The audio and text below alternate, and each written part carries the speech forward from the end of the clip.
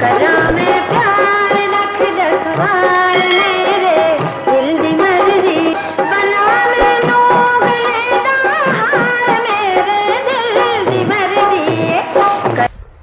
वालेकुम viewers, film star Shahbaz Akmal एक नए व्लॉग के साथ आप लोगों की खिदमत में हाजिर है।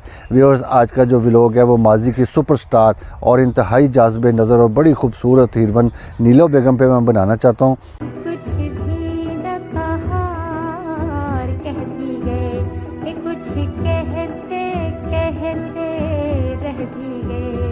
नीलो बेगम का एक ज़िंदगी का बहुत बड़ा वाक़या है जो मैं आपसे शेयर करना चाहता था, तो लिहाजा मैंने उन पे आज व्लॉग बनाया है। और उस वाक़े पे फिर बाद में फ़िल्म भी बनी और सुपर हिट हुई, और उनकी ज़िंदगी में क्या कुछ ऐसा हुआ कि वो मैं सारा कुछ आपके इस खिदमत में आज पेश करूँगा।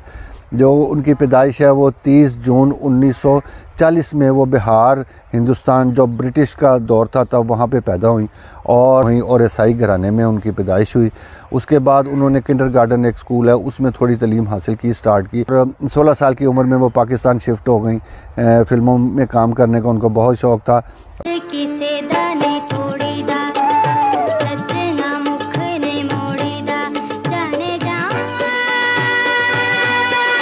जो उनको सबसे पहली फ़िल्म मिली वो उसका नाम था भवानी जंक्शन। उसमें एक सानवी सा छोटा सा किरदार मिला, उसमें एक रिपोर्टर का किरदार इनको दिया गया जो इन्होंने बड़े खूबी से निभाया। तो वो जो फ़िल्म थी वो बेस करती थी आज़ादी वतन की खातिर जो उन्होंने फ़िल्म बनाई। और 1956 में उनको एक फ़िल्म मिली जिसका नाम था साबरा। उसमें इनको एक साइड किरदार दिया गया तो वो भी इन्होंने खूब निभाया। तो उसके बाद 1957 में एक इनकी फ़िल्म आई जिसका नाम था 7 लाख। उसमें ज़ुबैदा खानम का एक गाना इनको नसीब हो गया जो बड़ा मशहूर हुआ। उसके बाद इनको बहुत तरक्की मिली। उस गाने के बोल कुछ यूँ थे कि आए मौसम रंगीले सुहाने, जिया नहीं माने तो छुट्टी लेके आ जा बालमा। आए मौसम रंगीले सुहाने, जिया नहीं माने तो छुट्टी लेके आ जा बालमा।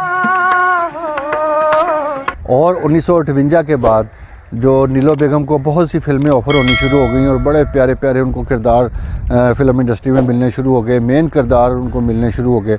उस वक़्त फिर मेरे वालिद साहब अकमल ख़ान साहब का भी दौर था, तो उनके साथ भी उन्होंने फ़िल्में की। मुख तेरा देखे ज़रूर थोड़ा जिया, जिमें मैं तेरे मिले संदूर थोड़ा जिया।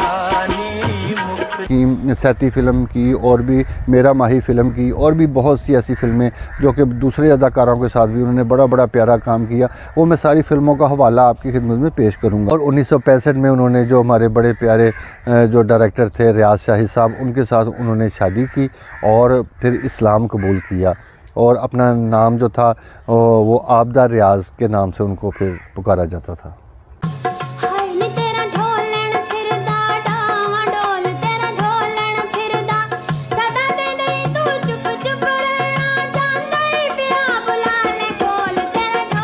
हुए थे। और 1965 में जो मलक मीर मोहम्मद ख़ान साहब थे, मगरबी पाकिस्तान के वो गवर्नर थे, तो उन्होंने एक इनको लेटर भेजा नीलो बेगम को कि ईरान के जो शाह ईरान हैं तो वो पाकिस्तान आ रहे हैं दौरे पे और आपने स्टेज पे डांस करना है। तो उन्होंने नीलो बेगम ने अपनी ज़ाती वजूहात की बिना पर उन्होंने एक्सक्यूज़ कर लिया। उन्होंने कहा कि भी मैं तो नहीं ये काम कर सकती और नहीं, मुझे टाइम नहीं है मेरे पास। तो उन्होंने इस बात का बड़ा बुरा मनाया। उसके बाद उनको बहुत सी धमकियां भी दी गईं और एक दफ़ा का वाक़या कि वो गवर्नर हाउस के पास से जा रही थी तो कुछ लोगों ने जो सरकारी सतह पे लोग थे उन्होंने उनके साथ काफ़ी छेड़खानी की और बड़ा उनको तंग किया और बड़ी बदतमीज़ी की।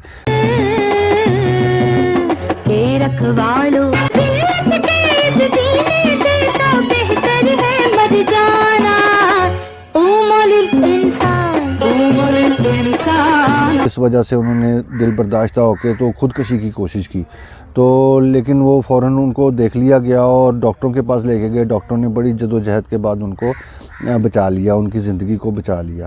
तो लेकिन जो फ़िल्म इंडस्ट्री के हलके थे और अवामी हलके थे उन्होंने बहुत मुखालफत की मीर मोहम्मद ख़ान साहब के ख़िलाफ़ कि भी ये आपने अच्छा काम नहीं किया, बहुत ज़्यादती की है।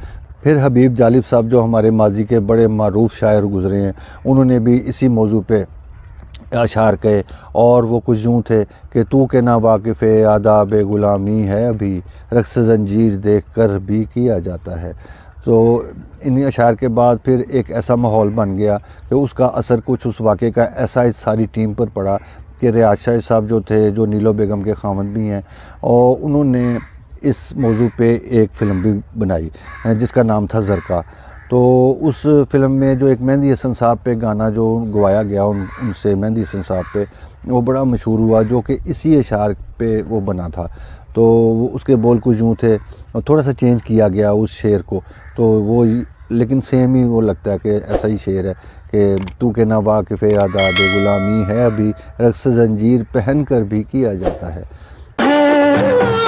रक्स जंजीर पहन कर भी किया जाता है।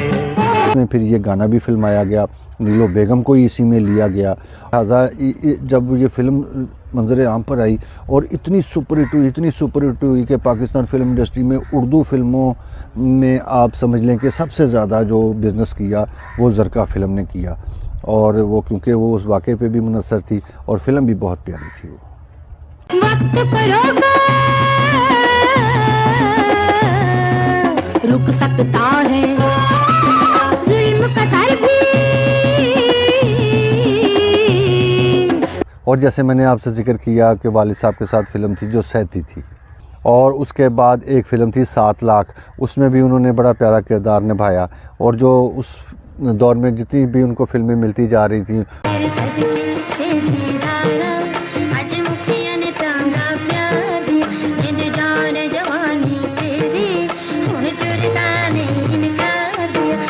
बाद फिर एक फ़िल्म आई कोयल में भी उन्होंने बड़ा प्यारा काम किया। उसके बाद बदनाम फ़िल्म आई, फिर एक फ़िल्म आ गई ज़रका के बाद फिर सुल्ताना डाकू एक फ़िल्म थी, तो उसमें भी उन्होंने काम किया। और भी बहुत सी फ़िल्में हैं, घूंघट भी थी और बुलंदी फ़िल्म थी, मौज मेला एक फ़िल्म थी।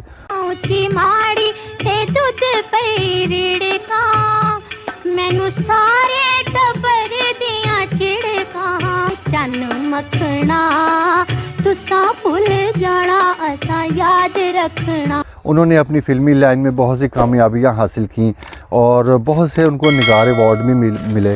तो जिसमें ये अमन जो फ़िल्म थी उसमें भी उनको अवार्ड मिला, और ज़रका फ़िल्म में भी उनको अवार्ड मिला, और फिर कोयल फ़िल्म में भी उनको निगार अवार्ड मिला। उसके बाद उनको हर सेल्फ अवार्ड मिला, और उसके बाद उनको एक और सितारा इम्तियाज़ भी उनको मिला, जो बहुत बड़ा अवार्ड है। तो व्यूअर्स, इतनी कामयाबियाँ समेटने के बाद बड़ी प्यारी ज़िंदगी उन्होंने गुजारी, अपनी औलाद की खुशियाँ भी देखी, अपने खावंद के साथ भी टाइम स्पेंड किया, और फ़िल्म इंडस्ट्री पे भी सारी ज़िंदगी राज किया, और बहुत सी स्ट्रगल की। अपने खावंद के मरने के बाद भी अपने जब बच्चों को पालने का वक्त था, वो बड़ी तरीके से अपना जो टाइम गुजारा। और तो उसके बाद फिर उनकी जो ज़िंदगी का अख्तिताम है वो 30 जनवरी 2021 को उनको ब्लड कैंसर हो गया, जिसकी वजह से उनकी वफ़ात हो गई। तो हम ये दुआ करते हैं कि उनके बच्चों को अल्लाह की ज़ात पाक सब्र दे और उनको भी जन्नतुल फिरदौस में जगह अता फरमाए, क्योंकि उन्होंने अपनी ज़िंदगी में एक बहुत बड़ा कारनामा किया है, जो कि उन्होंने इस्लाम भी कबूल किया अपनी शादी के बाद। तो खुदा की ज़ात पाक उनको साथ साथ जन्नतों में जगह अता फरमाए। और इसके साथ ही व्यूअर्स, आज का व्लॉग हम इख्तिताम करते हैं। नेक्स्ट अच्छे से व्लॉग में दोबारा मुलाकात होगी, तब तक के लिए अल्लाह हाफ़िज़।